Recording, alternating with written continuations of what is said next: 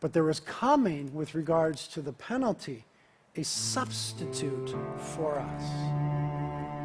Again, Isaiah 53, God said of Jesus, "My servant will justify the many, as he will bear their iniquities."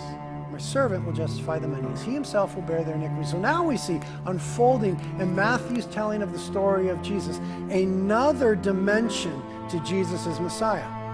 He is not only the promised seed of Abraham, who would extend God's blessing into the world.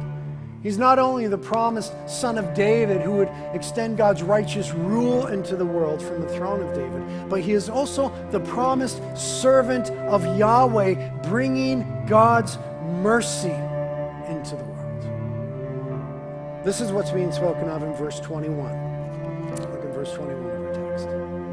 The angel said to Joseph in the dream, "She will bear a son, and you shall call his name Jesus, for he will save his people from their sins."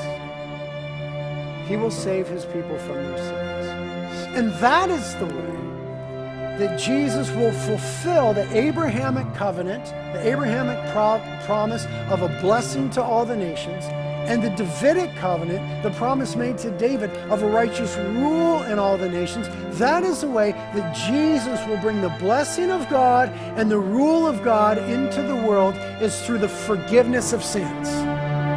That's where it's at. That's where it's at. Before some societal cataclysmic change, before some governmental overthrow,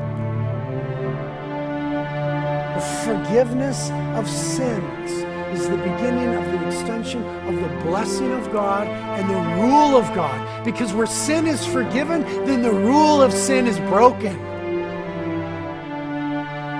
Where sin is removed as far as the east is from the west, nailed to the cross of Christ, then blessing has come into our lives.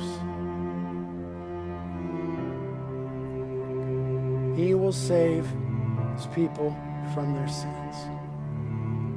This is a big deal.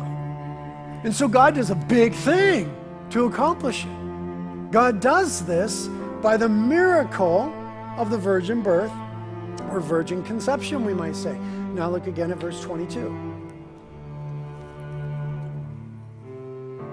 The angel continuing says, "Now all this took place to fulfill what was spoken by the Lord through the prophet."